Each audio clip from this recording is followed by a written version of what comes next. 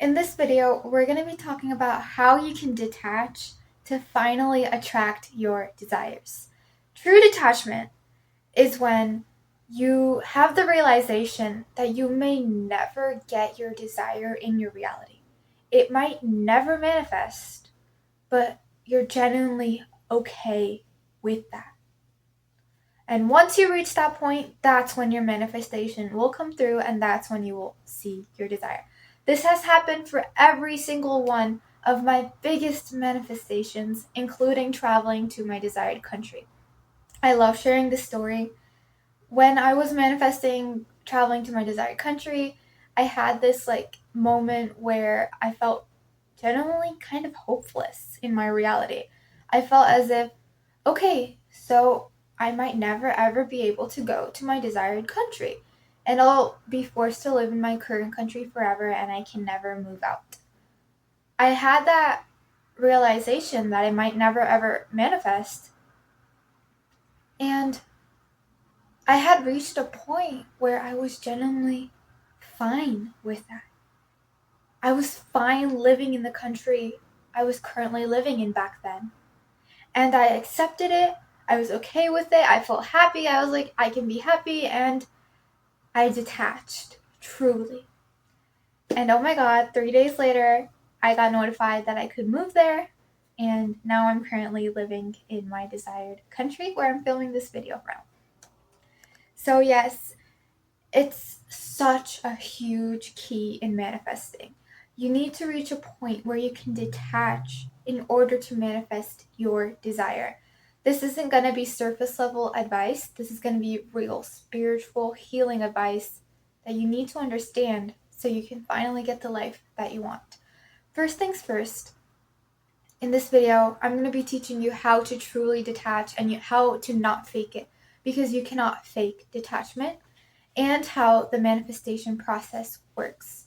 So, when you have a desire, basically, you need to start changing your root beliefs first in order to manifest that desire in your reality. Because the current reality you see around you is because of the current beliefs you have, the current circumstances you're in right now, and your current actions that you're taking in your reality. And in order to see change, you need to first tackle your beliefs first, because that is what's going to create feelings in your body, and that's what's going to lead to you taking action and all. Beliefs, feelings, actions, reality. It's like basically a loop. And I love explaining it this way because your reality then that you see around you reaffirms your beliefs. So we're going to tackle our beliefs first in the manifestation process. And the goal with your beliefs and the true goal with manifestation is to reach a point where you're in the state of already having your desire. When you feel like you already have that manifestation in your reality, if you're familiar with the acting as if method and the law of assumption, that's how you truly start to see change in your outer world. And you need to reach a point where that feeling that you're already living in a world with your manifestation is like majority of your week. Like you need to stay in that feeling for 90% or 80% of your day-to-day life. And that's when it will manifest. And the reason why detachment is so important in order to manifest is because when you don't detach from a certain outcome, from that manifestation, you put lots and lots and lots of pressure on yourself.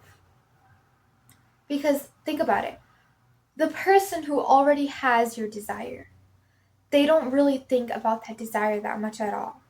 They don't really freak out or put pressure on themselves to manifest it. They don't do any of those things because they already have it.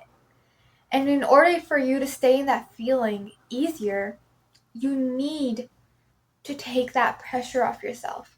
Otherwise, you're going to feel anxious and you're going to feel hopeless and you're going to feel like, I need to manifest this. Otherwise, my life won't be complete and I can never be happy and nothing will go my way. I need this, I need this, I need this. And that's just again, reaffirming that you don't have your desire in the first place, which is not going to work out in your favor.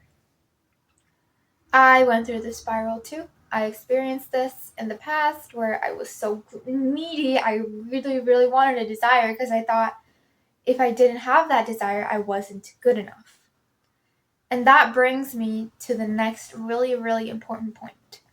Detachment is basically, it's so simple. You basically have to take your self-worth out of your manifestation. That's all you have to do.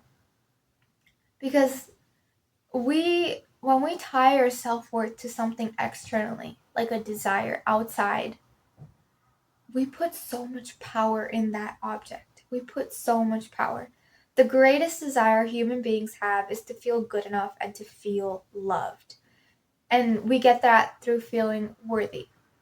When you don't feel worthy, when you don't feel good enough until you have that desire, you're going to be in a state of desperate, needy, low vibe energy.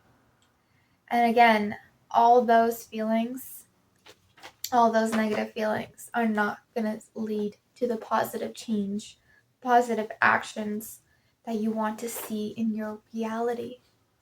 That's why it's so important to tackle the root first. When your self-worth is placed into your desire, all your power is taken away.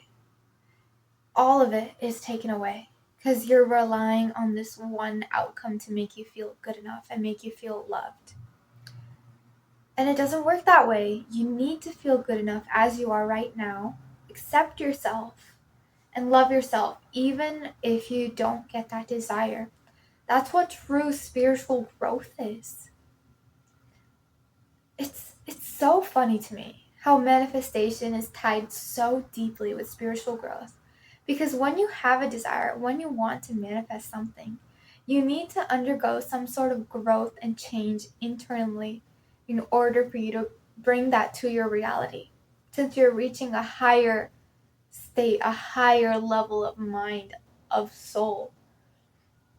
And when you learn deeper to love yourself and accept yourself as you are and feel good enough as you are without needing anything externally, that's when you truly, truly become the embodiment of love. This is so much, oh my god, I'm just going on like such a spiritual blabbering rant right now, but this is so important and I want you to realize this.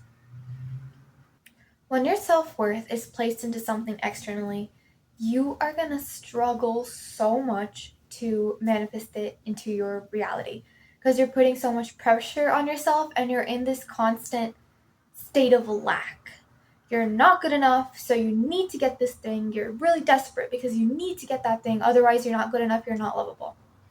Like, for example, back when I was still in school, I saw this all the time with some of the students that scored really, really poorly on tests, even though they tried their hardest to study, and compared to other students that just did effortlessly good on tests, compared to those who would work twice as hard as them.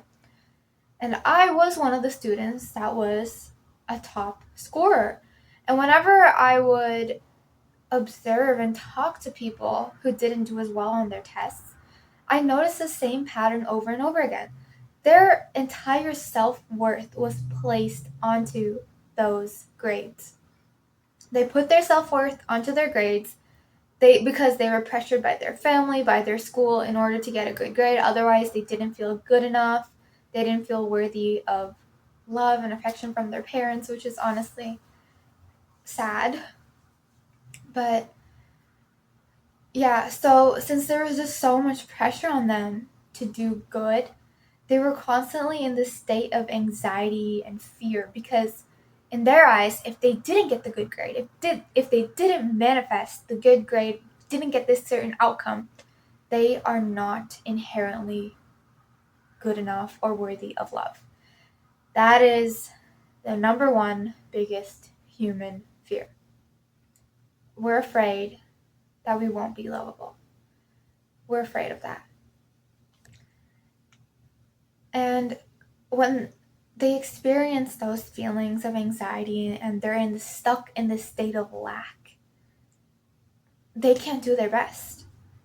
Since their feelings are all messed up, since their beliefs are all messed up, they don't feel good enough, they don't feel like they can do good things, and they feel insecure, blah, blah, blah. Their actions are going to be terrible. They're going to take horrible actions in their day-to-day life. Oh my God. Like, something's going to go wrong, obviously, because of the law of attraction. Something's going to go wrong. Maybe a test question gets fumbled. And because of those feelings, they never really do as good as the other top performers in their class, because they're still in the state of lack. No matter how much they want it, they can't get to it. Compared to like the kids who scored really well. For example, my mentality, like I was a good scorer, and my mentality around tests was that it wasn't no pressure. I was confident in my self-worth. I knew that I was worthy no matter what happened. And while I did take the same action as the other kids did, like studying, I felt like whenever I reached a test, luck was on my side and everything would just work out effortlessly. And even if I did see some failures here and now, like even if I did do bad, it wouldn't freak me out like it did them, because I wasn't really invested in my grades. I was like, I know I'm good enough and I'm lovable as I am. And I took my self-worth out of that outcome, which led me to be more calm, more focused when studying, more efficient. I just naturally studied the right things because, the law of attraction. So I always got a better outcome than they did because of detaching and taking my self-worth out of that outcome. And this can also play out in relationships when you desperately want to manifest a partner because you think that it'll make you feel good enough, it'll make you feel worthy, and it'll make you feel loved finally. And you'll probably keep noticing that they just run away from you more and more, even if you're trying to manifest them. And this is why, if you want to truly manifest an outcome into your life, you need to take your self-worth out of it and feel secure as you are right now, and know that you're complete as you are right now, how you're living. Because if you want a certain outcome out of lack and fear, and you want it to validate you and make you feel good enough, then you're not manifesting that outcome. You're manifesting feelings of validation. You just want to feel good enough, and that's what you're truly desiring.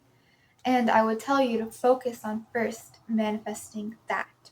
Then we can go to manifesting your desire. All right, let's see.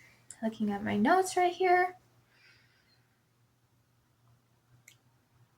If you're manifesting from a feeling of desperation and wanting that manifestation to fill a void in you, first focus on giving yourself those feelings that you crave. Manifesting a relationship, first focus on giving yourself the feelings that you want from it. Maybe you want to feel beautiful. Maybe you want to feel desirable. Maybe you want to feel secure. Give those feelings to yourself through other healthy ways that you could, like, just do things in your reality that will give those feelings to you. Maybe you form new habits. Maybe you change your mindset. You really need to work on healing that self-worth, changing your mindset, changing your habits and your lifestyle first to give yourself the feelings that you want. Because once you then get the feelings that you want, you can focus on finally doing true, authentic manifestation. We go really in depth on healing your mindset and changing your habits around so you feel super secure and your best self, you have high self-worth and a good self-concept. We're going to be focusing on all of those things in my Mindset and Habits Masterclass, which is currently on pre-sale. First link in the description box below if you want to learn more about it so you can finally manifest your desires authentically. Anyways, let's continue with the video. Now, the rest of the video is going to be tips on how you can build your self-worth, because that's what basically detachment is, taking your self-worth out of your desire. How do you build self-worth?